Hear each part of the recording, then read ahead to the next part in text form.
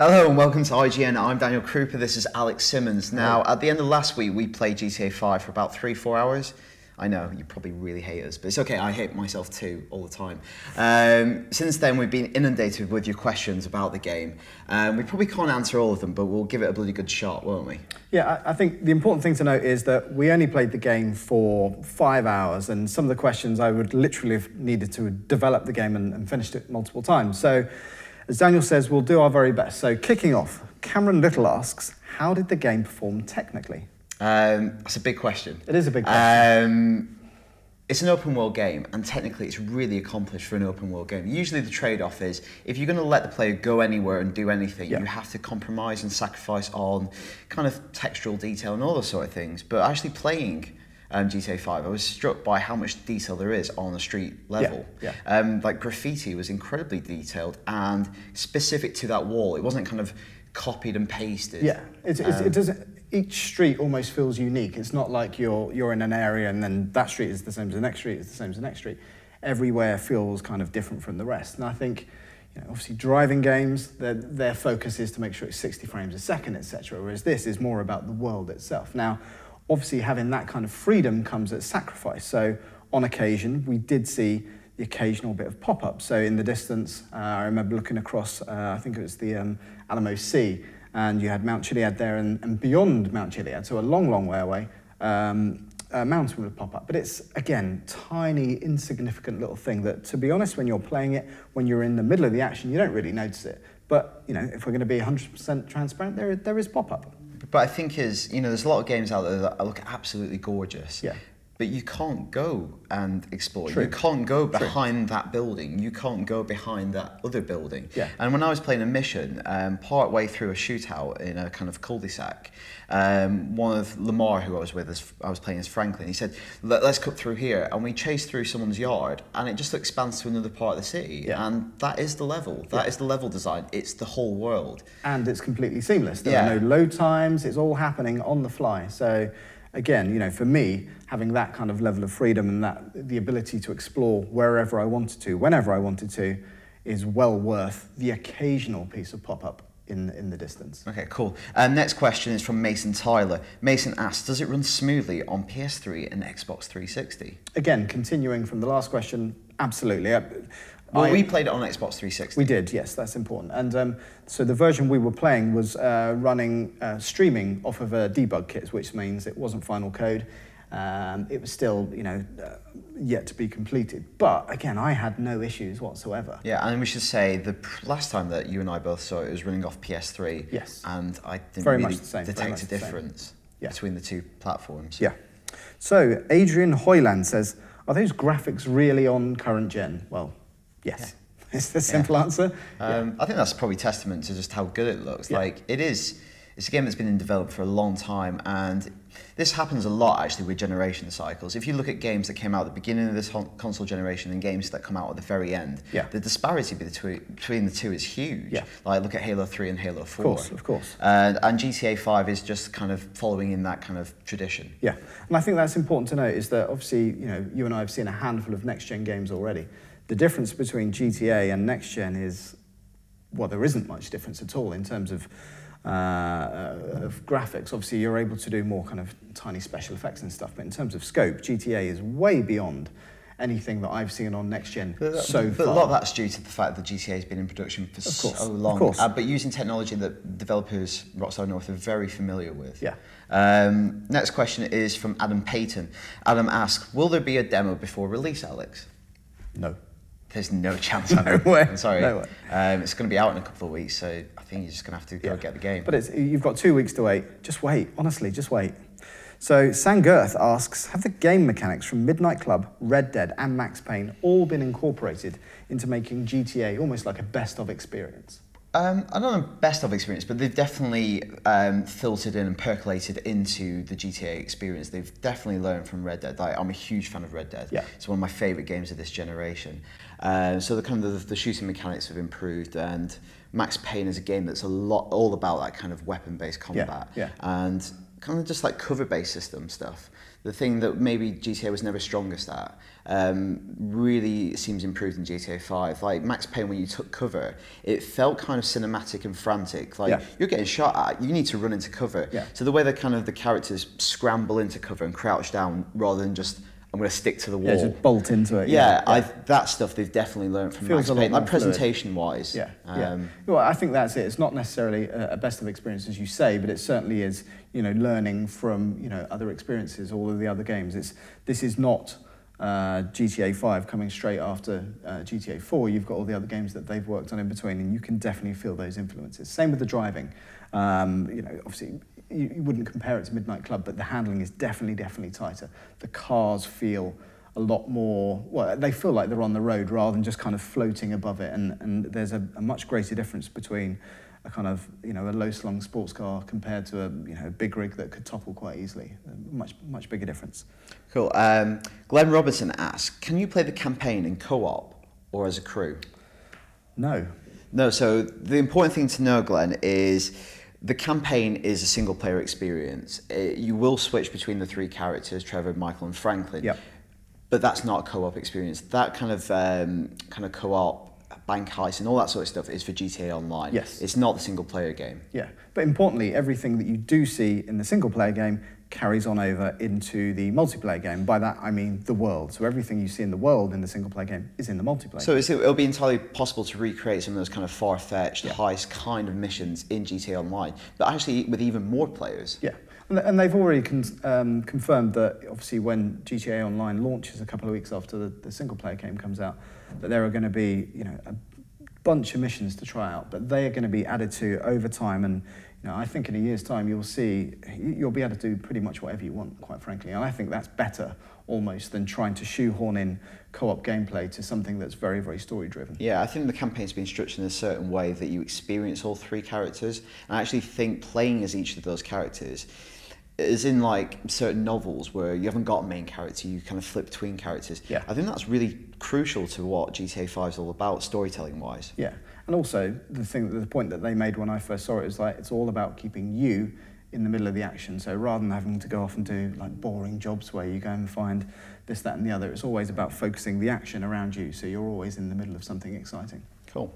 So Michael McClelland asks, are stealth kills back as rumoured? I don't know. Are they, Alex? Well, we don't know if it's like stealth kills per se are back in terms of, the kind of San Andreas style stealth kills, but stealth will play a bigger part of the game purely because you can customize your weapons. So you can add silencers to the guns. So you're able to kind of be a lot more flexible with the way you tackle it. So I think in previous GTAs, if you're going to go in guns blazing, then the cops will hear you or your target will hear you, whereas here, you'll be able to have a much greater chance of sneaking up behind them. But whether it's you're going to sneak up behind someone with a knife them, we don't know just yet. Neil Lawson says, will we get bugged constantly by the phone if we don't do certain missions? Well, certainly during the time that we played about 4 hours? It certainly didn't interrupt in the same way it kind of did with GTA 4. Like obviously, when you were dating someone or whether you had Roman phoning, it was like, just get off the phone. Whereas here, it feels like obviously the phone is an integral part of the game mechanic in terms of staying in contact with people, but also like we used it as a tracking device as well. So in one of the missions we did called Fresh Meat, I think the mission was called, we used it as a kind of like Find My Friends app. Michael was being held hostage and we had to track him down using this. So the phone, I feel, will be a much more interesting device in GTA 5. It's interesting because all three characters have a slightly different model of phone. I think they have a different cell provider as well. Probably. And it can be used for myriad things. Kanata Izumi asks us, why didn't you tell us about what's underwater? Because we don't really know. When we saw the game Hands Off several months ago, we got to see underwater, and I think it was my favourite thing of the game. I said it at the time, like scuba diving looks incredible. But we didn't see it when we went hands-on. We were focused more on land-based missions. And we know it's there. And also, importantly, Leslie Benzies, who's the head of Rockstar North, has said that underwater is going to play a huge part of GTA Online. Now, it's going to be there when online goes online. But that's going to be sort of almost like a second tier in terms of it being populated. So you'll be able to get in a submarine on day one, but in terms of what you're able to do in it, I think those missions you'll see coming further down the line. Okay, cool. Another aquatic question. Yes, my favourite type. Tom Simnett says, would it be possible for me and my friends to get into submarines and play a game of battleships?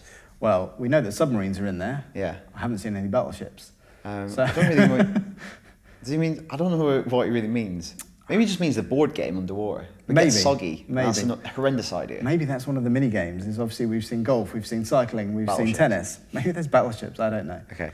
So Rana Fahim asks, how many hours of story game are there? Well, we have no idea how big the campaign is. No. Traditionally, Rockstar games tend to be pretty generous. Yeah. So I think there were 70 missions in GTA 4.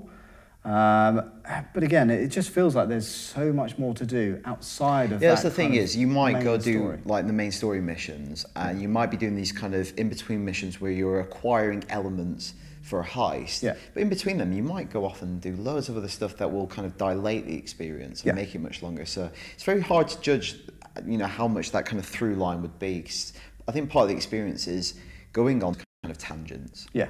And importantly, you mentioned heists. We've seen nothing of the heists so far. So who knows how big they're going to be or how long they're going to last. We just don't know. But again, only got a couple of weeks to find out. Okay. Aidan Bryant says, have you seen the map and how big is the map? Yes, we have seen the map, but then again, the map has been out there. Yeah, it's one of the things you get. You get a blueprint of the map in the special edition. Yeah. How big is the map? Well, it looks vast in terms of like when you're actually in the game itself. And then you go up in a helicopter and you scout over how big the city is. And we said this as far as the eye can see. It really we said is. this in the hands-on impression video that we did on Tuesday. Yeah. Is the whole map's open to you right from the get-go. It's not like previous GTAs or in Red Dead where you can't get to Mexico until a certain mission in the game and then it becomes available. Yeah. It's all there right from the beginning, but it's not all naked, as it were. There's still an element of discovery and exploration because the map is clouded. There's like a fog of war kind of situation where you can't see everything. So you still want to explore, and it invites that. You don't feel like you've seen everything just because you can see it all on a map. Yeah, yeah. And I think, obviously, you're not going to have a helicopter parked on your front lawn, like first thing. If you can find helicopters, you can obviously get in them and you can fly them straight away. But it's the same thing as San Andreas. You have to discover where they are and figure out how to get them without being found by the cops, etc. Yeah, because certain areas will be naturally gated. Like you won't have the expertise or equipment to go into a military base right from minute one. Yeah. So David Hutchinson asks, I'm planning to take a big ride up the mountain. A bike ride up the big mountain either. Or maybe he's having a big ride up the bike mountain. I don't know. But he says, can I base jump from the start of the game or do I have to find a parachute first? I don't know how you find a parachute, but I think you're pretty sure you have to equip one. You have to have a parachute if you're going to base jump. Otherwise, that's probably committing suicide rather than base jumping. That's probably something Trevor would do, though. Yeah. I don't know how long it would take to get up Mount Chiliad, but I remember when I didn't manage to successfully land on the top of Mount Chiliad because crosswinds were too strong, and I'm a terrible pilot. Yeah. But at the bottom of the mountain, I remember looking up, and it just looked intimidatingly massive. Yeah. I thought, looking up at it, if I wanted to climb up it would take ages. Well, in San Andreas, I actually cycled all the way up to the top of Mount Chiliad on a BMX. And that took a long time in San Andreas. Now, you had a lot of time back then. I had a lot of time, exactly. you were unemployed.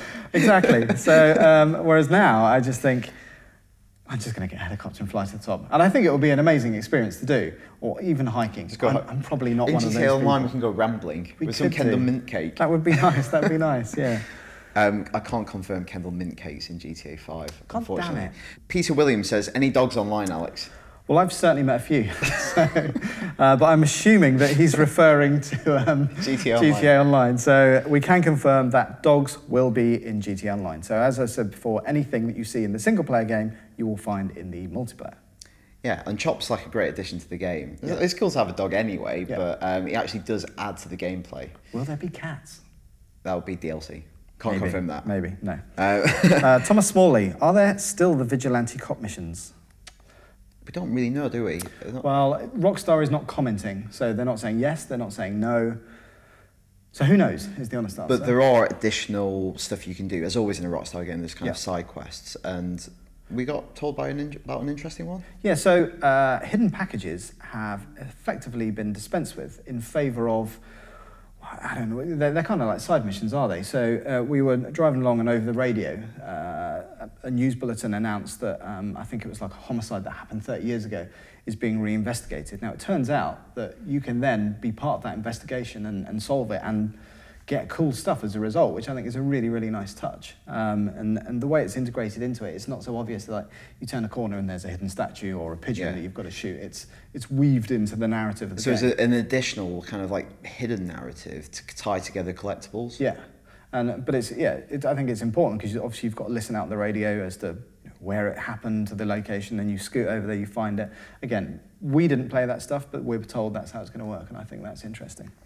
Let's move on to some weapons and cars. Okay, Mark Evans, what are some of the weapons, Alex? Right, I'm going to read this off of a list because there are so many, so bear with me. So there are pistols, automatic pistols, submachine guns, assault rifles, baseball bats, golf clubs, knives, miniguns, grenade launchers, rocket launchers, sniper rifles, and more. Now, importantly, in previous GTA games, you could only have one weapon of each type. So if you had an AK-47, you couldn't have the M4 at the same time. Whereas here, you can have everything. Yeah, the weapon wheel just kind of contains it's crazy. It all. Yeah. And then importantly is the other part that I mentioned earlier is that you can customize most of those weapons. Obviously, there's no point putting a silencer on a golf club. I don't think it would work, but... It's not just one of those mitts. Exactly, yes. But yeah, you can customize most of the weapons, and to quote the press release, there are more guns in GTA 5 than any other GTA game ever. Cool. Chris McDermott, do cars really need filling up with gas? No. Well, in real life, yes. Yeah. In GTA 5. Yeah, we should clarify. What are these questions about? Are they just about general stuff? Yeah. Maybe this is just turned into a kind of agony aunt kind of thing, and we're just helping people This out. is our new weekly show. Thank you for joining us. No, they don't. I think that's something that Leslie Benzies mentioned a long time ago. Yeah. I think it's one of those things, like, it was around the development of San Andreas where he was talking about, like, how far do you push reality? And obviously they integrated a lot of stuff where, you know, CJ would get fat if you ate too many burgers, and then you could work out, etc. It's one of those things where if you pursue reality too closely, you actually result in something that's just actually annoying. Yeah, well, that's the thing. If you steal an amazing car, but, you know, amazing supercars tend to have a thirsty engine and a tiny petrol tank, and then, you know, within like 2 blocks, you're like, I've got to go and get another car. So again, no, you don't have to fill up the cars with petrol. Milan Cousin says, are custom soundtracks in the game? We can't confirm this. Again, Rockstar neither saying yes nor no at the minute. But we can say there's a hell of a lot of officially licensed music. 240 songs, is that right? 240 songs, 17 radio stations. Of those 17, 15 are music stations, 2 are talk shows. And then, of course, don't forget the 20 hours of original score that is in the game. Now, the other question that Nick Bishop asks, is there a Kavinsky radio station? Now, despite what Kavinsky might be saying, if you don't know, Kavinsky is a French house music artist. Yeah, is that? Well, you're a big fan of Kavinsky's work. I am, yes. But his song Night Call is used in the Ryan Gosling film Drive. Yes. And even though he said it'd be cool, like, if I was in GTA 5, that's not been confirmed. That has not been confirmed. So again, we can't say yes or no, but at the minute, we don't know. Something we can say about the music, the radio stations, is that they're selectable via a kind of weapon wheel. So in the exact same way, if you hold down right bumper, I think you get the weapon wheel. If you hold down left bumper, you get a wheel that's all the radio stations. So you see all the icons, and they'll have very unique icons reflecting the type of music that radio station plays. Yes. So Samuel Grant Hull asks, I know you can switch the engine on and off, but can you switch headlamps off entirely? Well, I don't know for certain if you can switch the engine on and off manually. So I'm not sure why you know. Maybe you work for Rockstar. But we can confirm, yes, you can switch off headlamps. Yeah, and I'll tell you how that's done. You hold down, wait for it, right on the D-pad. Oh, yes. That is good. And that's the same control if you want to put the roof up and down. Yeah, so that's a good point. So Samuel Paul, which I wonder if that is Samuel Hall's brother. I don't know. He says, can you put the roof up and down? Yes, you can. But only on soft tops, obviously. Ryan Howard says, what military vehicles did you see? An Apache, a jump jet, or even a tank? So I haven't seen the Apache, which was certainly in Vice City. I did see a light kind of military helicopter that had kind of machine guns on it. Again, we were playing a debug version of the game, which meant we had access to all the weapons, all the vehicles, and they would just spawn, which is great. Obviously, that's not going to be in the final game. But so yeah, we saw the light kind of helicopter. But obviously in all the trailers, we've seen jet fighters, we've seen tanks, and this being a GTA game, if they're in that universe, you can pretty much get in them and use them. So. Yeah, there are military bases, and one would assume that they are fully equipped. Yeah, but we didn't obviously, see them. You go into a military base, you get a pretty high wanted rating. You've got to be straight away. packing if you're going to go to a military base. You've got to be badass to get out of there alive. I think you should go in with a golf club. Do you think? Yeah. Silenced with a mitt on top. Yeah. Zach Spite, or Spate, asks, how many different types of cars feature in the game? And again, it's one of these things we don't know exactly. We couldn't find out can't put a number on it. answer. Yeah. But again, light guns, more cars than's ever been in a GTA game before. And all completely customizable. Yeah. So in terms of variations, almost limitless, some would say. The other day when we said our first hands-on with GTA 5, I kind of tried to get away from the cops in a hearse. Yeah. Somebody contacted me on Twitter and they had the best idea ever. We should get the hearse and customise it to make it look like X01. That would be amazing. That's what I'm doing day one in GTA 5. Especially if you could get the siren working the same. That would be amazing. Let's make that happen. Ollie Reynolds, controlling Nico sometimes felt like it was controlling an unwieldy tank. Have the controls been tightened up? Definitely. I think the best comparison is probably Red Dead or Max Payne again. Yeah. Like I felt a very similar kind of control system, you know, hold down to run, jab to like tap it to sprint. To sprint. But the character has just a lot more kind of solidity to them. Yeah. They aren't like super acrobatic because that would be highly unrealistic, but there is a fluidity to their movement. So in the first mission we played where Franklin is going on that repo job and he jumps over the chain link fence, that feels kind of very fluid, very natural. But Franklin's kind of quite a built guy. It seems. He is, yeah. Even though he wears loose clothing, he seems quite muscular and he's got weight to him. Yeah, whereas like Trevor is much scrawnier and like just the way they kind of walk along the street. And Michael's much older as well. Yeah, they definitely feel like different characters. Next is Justin Collins. He says, how long would it take to ride from one end of the map to the other on a push bike? I don't know, but it's one of those things that when we finally get the game, that's the kind of stuff that I'm going to really enjoy doing. You're just going to do that? All the missions are there, but I'm going to see if I can wheelie from one side of Los Santos to the other, all the way up Mount Chiliad on the way. Oh, if you do that in the final game, please send your video. That would be amazing. Yeah, we'll feature on IGN. We absolutely will. So going back to the question that we asked earlier, but it's a sort of similar thing. Samro asked, do the different characters feel unique, or are they just skinned differently? I think, yeah, we kind of did answer that. Yeah. Like, playing as Michael felt like an older gent. Yeah. Like, he wears different clothing, and it's just his stride is different. The way he holds himself, the way he interacts with the world is different. Yeah. And I think that's the important thing, is it's not just so much how they look and feel, it's kind of the people they interact with. Yeah. They all live in different neighborhoods, in different parts of the maps. Yeah.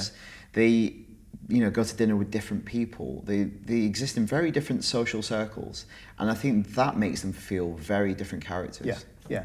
Well, exactly. Like if you're going to tackle a circumstance with Michael, you definitely do it in a different way than if you were doing it with Trevor. Yeah. Just because the way that they've been kind of created, they just feel completely different. Like the dialogue, the way they interact with each other is as you say, vastly different. Something I was telling you about, because I played a little bit more than you, and I almost felt myself playing the game slightly different depending on which character I was. I know they've got different special abilities that kind of pick up on certain characteristics. Michael's better with guns, Franklin's a better driver. Trevor's just nuts. Trevor's just crazy. Yeah. But I did feel myself acting in a slightly different way, and I don't know whether that will continue in the final game and whether other people will share that experience. Yeah. But I felt that that's something the game wanted me to do, and I felt naturally drawn into playing it like that. Yeah. Which is really interesting. And again, just based on a handful of missions, but again, I can't wait to see how that kind of unfolds in the main game itself. Josh Glover, are any old characters returning? No, I don't think so.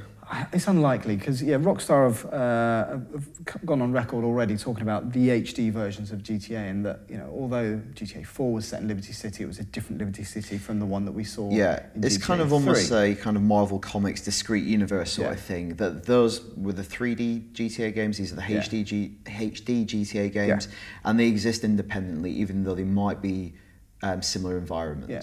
Christopher Gooders Goodwin. I'm guessing that middle name is probably a nickname rather than his real name. His parents just absolutely hate him. Is the main story one featuring the 3 characters, or is it 3 different stories interwoven? And how complex is the character switching? Well, firstly, do the second question first. Yeah. Character switching is quite easy. Very simple. It's done using the D-pad and an analog stick. It's really easy to do. You hold down on the D-pad and then you select which character you want to it's dead simple. Like, you'll get used to it very quickly. And I think the important point to note here is if all three characters are close together, the switching happens almost instantly. Yeah. If they're on different areas of the map, so not in a mission per se, but just doing what they're doing, then it will take longer because the camera kind of zooms out, zooms over to their location, and then zooms back in. So. Yeah, and the bigger question regarding the story, the best way to view it is a single story involving three main protagonists. It's not three separate stories, but it's one story that you'll sometimes see from three different perspectives. Yeah. And it kind of controls who you identify with at different points in the campaign. So sometimes you'll be forced into playing or guided into playing Michael because it wants you to see that part of the story through Michael's eyes. Yeah. But sometimes it'll give you the option to see a certain mission between Trevor and Franklin. Yeah. So there's a degree of choice, but it's really one story from three perspectives. That's right, yeah. Chris Carmona, how much customization can you do to the characters? Well, we know that you can change their clothing. We should make a distinction between the campaign. So Franklin, Michael and Trevor, of course. they're kind of locked down because they are characters that Rockstar wants you to play with and experience. They've sculpted them. Yeah, but obviously you can add tattoos, change your hair and all that kind of stuff with your online. Well, in fact, I think you're pretty much free to do whatever you want with your online character. Yeah, and the really cool thing about your online character is when you switch between the three main characters, that's kind of on a little circle. It's in the bottom right-hand corner of the HUD. And there's a space at the bottom. 2 weeks later, after GTA 5's online, you'll be able to have your multiplayer character on that wheel. So you'll be able to switch to them and then go seamlessly into online mode. Yeah, but put it this way, I don't think you're going to get an afro on Michael. Nah. It's just not going to happen. No, it's not. Last question from Jake Lewis is, who do you meet first, Michael, Trevor or Franklin? Well, I don't really know. Well, yeah, we didn't play the missions in any order. It was just kind of, we were dropped into the world and said, right, these are the missions that are open to you. Just and we have no idea about the opening of the game. That's kept separate from us because The one thing we do know is that Trevor isn't there right from the start of the game. He will pop in a little bit later. But in terms of who you meet first, I'm guessing Michael. I would assume Michael because Michael's always seemed to be the connecting character. He is, yeah. He's the one who brings Franklin and Trevor together. Yeah. Like Trevor's an old friend of his, and he says Franklin is the son that he never had. Yeah. He's kind of the glue, I guess. And that all appears to come together in the mission where you extract the target from the FIB tower, and that was the first mission that I saw like almost a year ago now. So that obviously feels like that's the kind of key part in the storyline where everything comes together and then it starts to make sense. And everything snowballs from there. But what happens before then, we don't know. Okay, so we tried our very best to answer your questions on GTA 5. I'm sure you've got tons more. We've got thousands. We do, yeah. But for everything GTA 5 ahead of its September 17th launch, stay right here on IGN.